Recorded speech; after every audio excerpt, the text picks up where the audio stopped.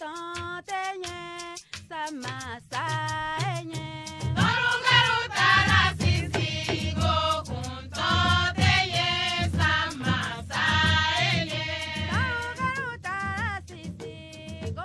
11 juillet 2020, la communauté Batonou et on va dire la communauté catholique universelle a perdu une personnalité de grande valeur.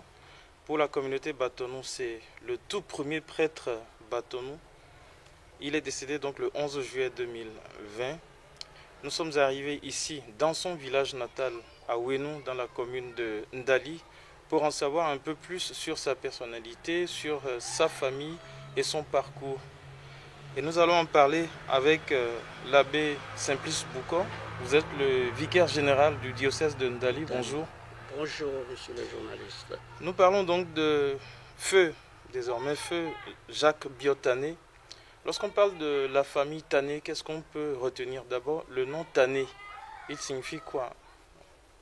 Bon, le nom Tané, c'est Tané.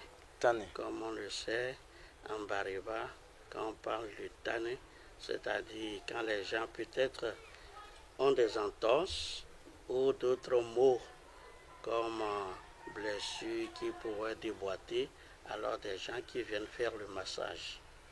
Alors le nom en Bariba, c'est Tané. Donc quelque chose en tout cas qui adoucit la douleur. Voilà. Tanobu. Donc ça vient du verbe Tané. Disons que c'est les praticiens qui pour adoucir les douleurs. Voilà. D'accord. Il est né vers 1935. Parlez-nous-en. Alors le père Jacques Tané vient d'une famille Tané, d'une famille de 9 enfants. Il est le 5e et le 3e des garçons. C'est pour cela qu'il porte le nom de Bio. Nous estimons sa naissance vers les années 35 parce que c'est ça qui est écrit dans ses actes officiels. Alors il est né ici de son père Tané et sa mère Nyobo, tous de Ouénou ici, dans la maison Binasiro. Donc à Ouénou ici, dans la commune de mais la maison de son papa c'est Yerumaru. D'accord. Yerumaru, voilà.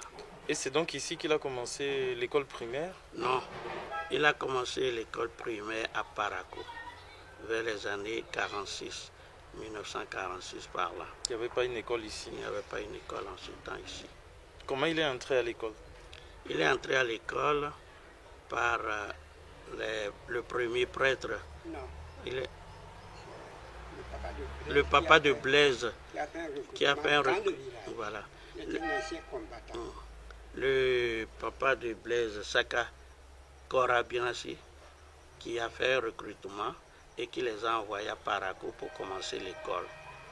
Et c'est arrivé à Parakou qu'ils ont rencontré le père Barthélemy Roger, qui était en ce temps curé par intérim à la cathédrale. Et arrivé à l'école, lui et son cousin Jean, ils ont rencontré un troisième, Jean Saka. Jean Saka. Oui, le fils du chef de village. Et ils ont rencontré un autre Pierre, qui est devenu leur ami. Saka aussi? Non, Boni. Pierre Boni. Il est de Pérérin. Alors les trois ont sympathisé. Et les trois sont devenus des amis. Et les trois sont allés après au séminaire. Donc c'est comme ça qu'ils ont commencé. Est-ce que vous avez quelque chose de particulier, une histoire particulière à raconter de leur parcours au niveau du primaire, peut-être même du secondaire? Au début, quand ils ont rencontré le père Barthélemy Roger, le père Barthélemy Roger les a baptisés. Il a donné le nom à un qui s'appelle Jean, à un autre Jacques et à un autre Pierre. Donc ils n'avaient pas ces prénoms avant? Ils n'avaient pas ces prénoms avant. Ils n'avaient que des prénoms noms Bariba. D'accord. Jean, il avait son prénom Bariba. Jacques, c'était Bio, Yashigi. Et Boni, c'était Ourou. Et c'est là où Barthélemy lui a donné des prénoms chrétiens, Jean-Jacques et Pierre. Alors les trois ont cheminé ensemble pour aller à Ouïta, au Petit Clair, parce qu'ils voulaient devenir prêtres. Et c'est là-bas qu'ils ont poursuivi leurs études jusqu'au bac. Est-ce qu'on peut savoir comment ils ont pris la décision de devenir prêtres? Qu'est-ce qui les a intéressés? Pourquoi ils ont choisi ce chemin? Bon, aujourd'hui, nous ne pourrons pas répondre à leur place parce que la vocation, c'est chacun qui peut en parler. Ce qui est sûr, ce que j'ai appris de la famille et surtout de son petit frère, que sa maman n'était pas d'accord au moment où il avait décidé de devenir prêtre. Mais c'est son papa qui lui a demandé par 3 fois. Bio, tu veux devenir prêtre? Par 3 fois, il a répondu oui. Et son papa a donné son accord. Voilà comment Jacques, lui, il a décidé. Certainement, c'est par la vie qu'il voit des prêtres. En tout cas, c'est lui-même qui connaît sa vraie raison pour accepter d'embrasser cette carrière. Donc finalement, la... Je peux parler? Oui. À Parakou, ils ont fréquenté l'école publique. Ils étaient chez un ancien combattant qui s'appelait Biodogo. Et de l'école publique, ils venaient au catéchisme à l'église. Et c'est en venant au catéchisme qu'ils ont connu le père Barthélemy. Et ça leur a plu d'être comme père Barthélemy. C'est là qu'ils ont eu la vocation. Donc c'est père Barthélemy qui est leur modèle? Oui, leur modèle. Bon, vous, en tant que son jeune frère, vous pouvez quand même nous dire un peu quel était le sentiment des parents quand il a décidé d'aller sur ce chemin? Les 2 parents d'abord n'étaient pas d'accord. Papa et maman n'étaient pas d'accord. Mais le fils, insistant, le papa a fini par fléchir. Mais la maman, elle n'a pas fléchi. Comme le papa a fléchi, que le papa avait la force. Dans la culture bâtonneau, dans la famille, c'est papa qui décide. Il a donné son accord. Et c'est comme ça que le fils est rentré au séminaire. Après, la maman s'est tue, elle s'est ralliée aussi. Ouais. C'est comme ça. Ok, d'accord. Donc, comme ça, Abbé Simplice, il rentre au séminaire. Oui. Tous les 3? Oui, tous les 3 sont rentrés au séminaire jusqu'en 1958, l'année où ils ont passé le bac. Après le bac, vous savez, l'État avait besoin des cadres. En ce moment, il n'y avait pas encore le séminaire de Parakou. Il n'y avait pas le séminaire de Parakou. C'était Ouïda seul qui était le séminaire de tout le national. Même de l'Afrique occidentale, même du Sénégal, de la Côte d'Ivoire, de Lomé, Togo. C'était le seul grand séminaire pour l'Afrique occidentale. Le même séminaire qui est à Savie en ce moment. Qui est à Ouïda. À Ouïda. Oui. D'accord, ok. Alors, ils sont partis les 3 en aventure pour devenir prêtres. Mais après le bac, 2 se sont désistés. Le Pierre Bouni, ses parents n'ont pas voulu qu'il continue. Jean Saka, et les 2 ont voulu suivre les bourses qu'ils ont obtenues. Ils ont obtenu des bourses. Et Pierre, lui, il a obtenu une bourse pour être militaire, médecin. Il a fait ses études pour devenir médecin. Il est devenu le premier médecin militaire. Et du Dahomey à l'époque. Oui, du Dahomey à l'époque. Et Jean, lui, il est devenu administrateur. Alors, en 1958, le père Jacques, lui, il a accepté de poursuivre ici d'abord. Et en 1959, il est entré à Rome pour poursuivre les études en vue d'être prêtre. Donc c'est comme ça que commence sa carrière de prêtre. Oui. Alors, qu'est-ce qu'on peut raconter des endroits où il a servi en tant que prêtre? D'abord, il faut reconnaître qu'à Rome, qu'il a poursuivi les études de 1959 à 1963. Et en 1963, il a été ordonné prêtre le 21 décembre. Et après son ordination à Rome, oui, il est revenu au pays. Et quand il est arrivé en 1964 au Bénin, au Dahomey en ce temps. Il a servi d'abord à Niki. De Niki, Oui. il est allé à Bembereke, de Bembereke à Banikwara, et de Banikwara, il a été nommé maintenant curé à Perere. Alors à Perere, il a construit sa maison. Mais avant de rejoindre Perere, il résidait en Dali, jusqu'à ce qu'il a fini sa construction pour rejoindre Perere. Et c'est de Perere maintenant que son évêque l'a envoyé aux études à Paris. Et c'est à Paris qu'il est allé faire ses études en sciences humaines. Dès qu'il a fini, il a obtenu ses diplômes, il a été nommé. Il a fait combien d'années à Paris? Bon, à Paris, il serait resté, je n'ai pas une idée, exacte. Mais de Paris, il a été nommé professeur directement à Abidjan, à l'Institut catholique de l'Afrique de l'Ouest. Et c'est là qu'il est resté, je crois que ça devrait être vers les années 80. Les années 80. Et il est resté là jusqu'à 90. Donc c'est l'Institut, en fait c'est l'équivalent d'une université. Oui, aujourd'hui c'est l'Université catholique. L'UCAO, l'Université catholique d'Afrique de l'Ouest. Donc il fait partie des premiers enseignants de cette université. Voilà, parce que Monseigneur de Souza, qui était le premier recteur, l'avait aussi accueilli et il était son secrétaire particulier aussi. Donc Monseigneur Isidore de Souza l'a très bien connu. Oui, ils sont des amis. Ils sont des amis. C'est pour cela qu'en 90, il a voulu rejoindre Monseigneur Isidore de Souza, qui était l'archevêque de Cotonou, avec qui il travaillait jusqu'en 94, avant qu'il ne rejoigne Libreville. Pourquoi est-ce qu'ils l'ont envoyé à Libreville? Au fait, Monseigneur de Souza et l'abbé Tané Jacques étaient des amis. Et on avait nommé un archevêque à Libreville qui est ami à Monseigneur de Souza.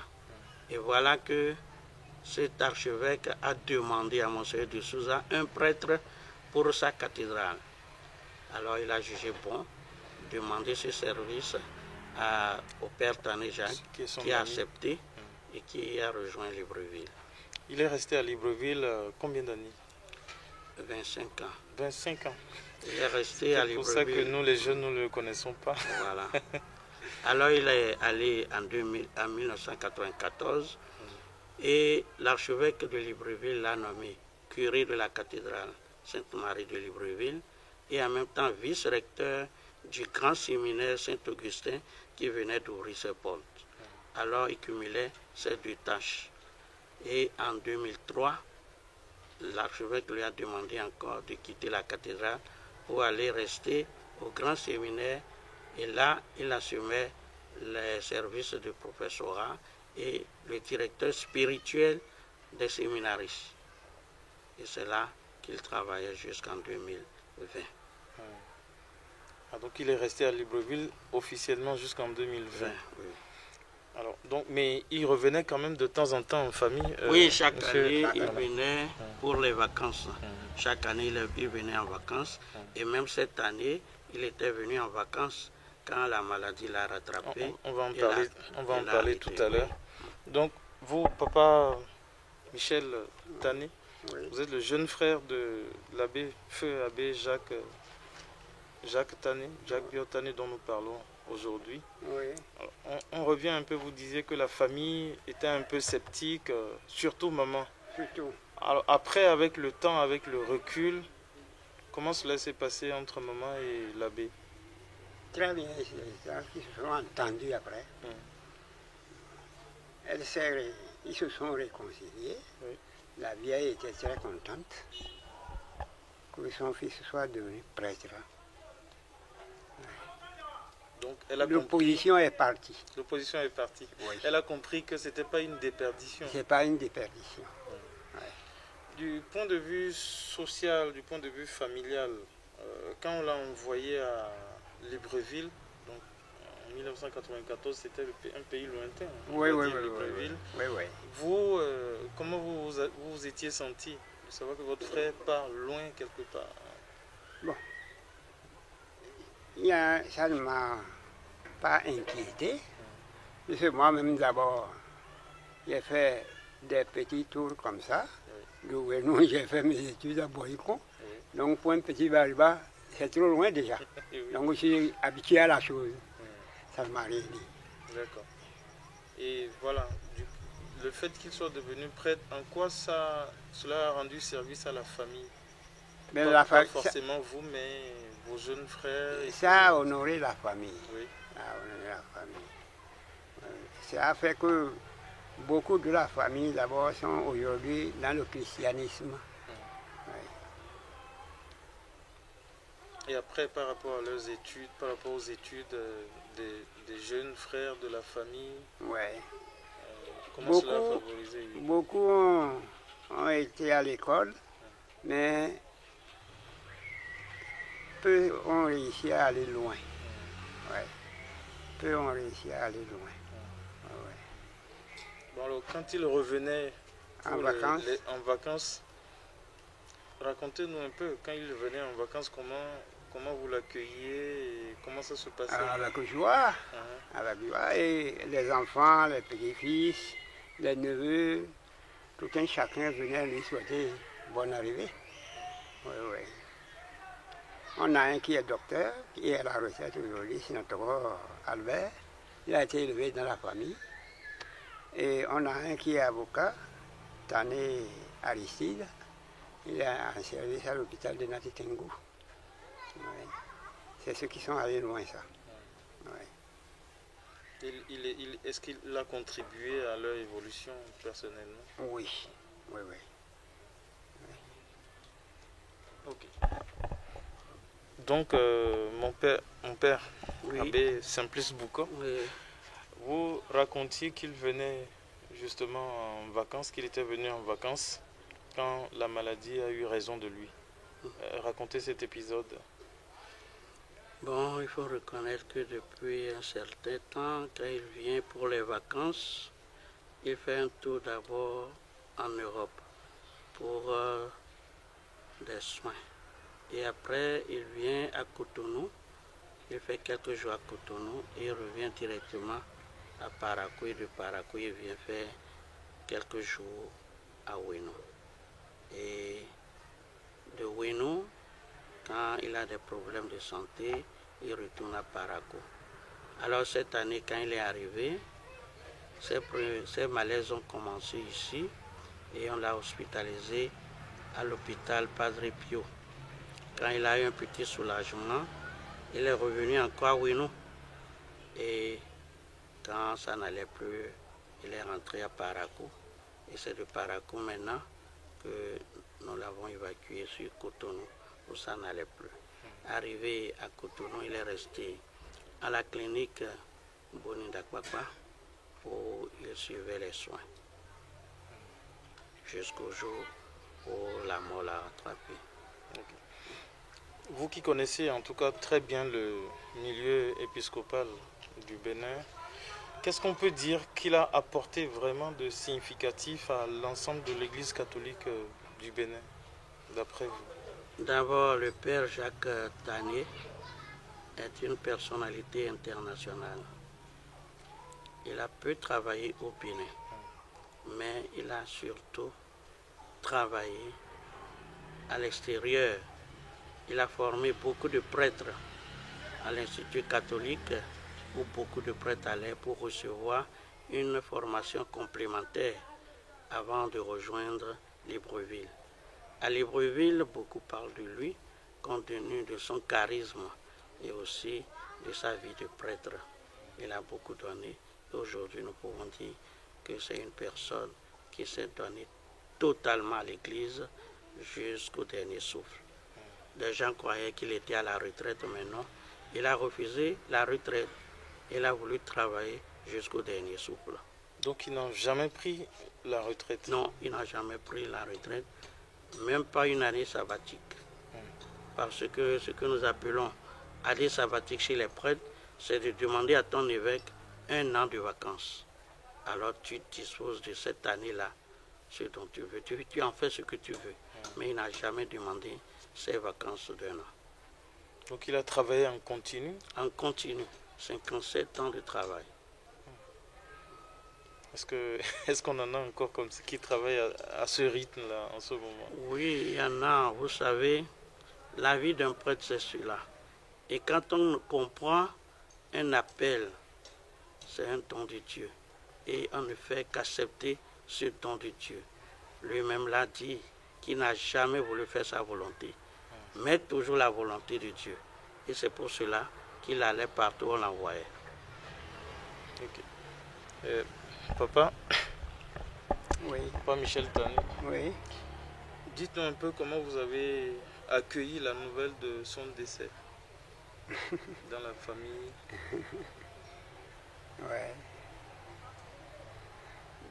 De 9 enfants, je suis resté le seul garçon.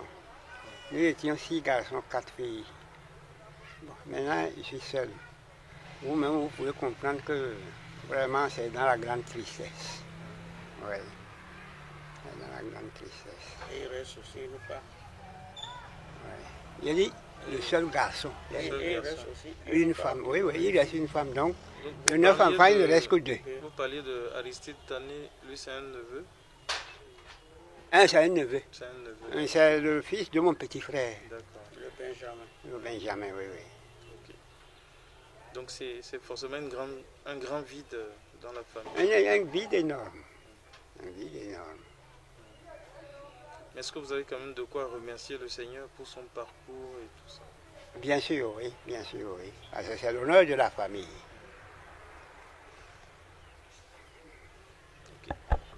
Entre parenthèses, j'aurais appris aussi que c'est grâce à lui que Grossenbacher est venu enseigner l'alphabétisation fonctionnelle au Bénin. D'accord. Oui, oui. Et Jean-Pierre Grossenbach, Oui, oui. qui a écrit la grammaire du bâtonnet Oui, oui. Qui est encore en vie, je crois. en Suisse. Il va toujours chez le Canet, C'est ça, en Suisse. c'est ça. On peut parler nous-en. Donc c'est grâce à l'abbé Jacques Biotani que Jean-Pierre Grossenbach, qui a écrit la grammaire bâtonneau, le Suisse qui a écrit, c'est à Montsori, À Montsori, qu'on comme le a connaissent les surnommé à Maliens. Montsori. Ah, oui, oui. Donc c'est grâce à lui qu'il est venu. Racontez-nous un peu cette étape. Oui, ben, je ne connais pas grand-chose C'est Mais- Gaspard Roger qui peut en qui parler. peut en parler, mais ce qu'il me dit toujours, c'est que c'est ensemble qu'ils ont travaillé pour l'alphabétisation et pour l'alphabet Bariba. C'est ensemble qu'ils ont pensé et c'est pour cela que s'il a le temps, quelques années, il va passer ses vacances chez lui en Suisse. Oui. C'est l'abbé qui a fait la demande à l'UNESCO. Ces obsèques auront lieu le 29 août 2020 à Bembereke. Bembereke. Pourquoi Bembereke? Nous avons choisi Bembereke parce que vous savez, les prêtres ont leur cimetière. Chaque diocèse choisit un lieu où tous les prêtres seront inhumés. Si vous voyez, avant, quand on avait le seul diocèse, tous les prêtres étaient inhumés à Ouida. Mais aujourd'hui, nous avons 10 diocèses, 2 provinces ecclésiastiques, et notre diocèse, le diocèse de Ndali, a choisi un cimetière à Bembereke où tous les prêtres seront désormais inhumés. Comme premier prêtre Bariba, il fera l'honneur d'être aussi le premier qui va inaugurer ce cimetière et nous prions que sa semence soit une bonne semence pour tous les diocèses. Donc c'est un nouveau cimetière qu'il C'est va un nouveau inaugurer. cimetière qu'il va inaugurer, que nous allons créer. Voilà. Que Dieu l'accueille dans son royaume Amen. et que son âme repose en paix. Amen. Mesdames et messieurs, ce sera donc la fin de cette causerie autour de l'abbé Jacques Biotani, le premier prêtre bâtonneau, donc ordonné à Rome, bien sûr, ordonné prêtre à Rome, qui nous a quittés le 11 juillet 2020 ici à Cotonou, au Bénin, donc à Cotonou. Nous en avons parlé avec Abbé Simplice Boucor, qui est le vicaire général du diocèse de Ndali, mais aussi avec le papa Michel Tané, qui est instituteur de carrière à la retraite et qui est le jeune frère du regretté. Et nous étions bien sûr ici à Ouénou, le village natal du père, c'est dans la commune de Ndali. Merci de nous avoir suivis.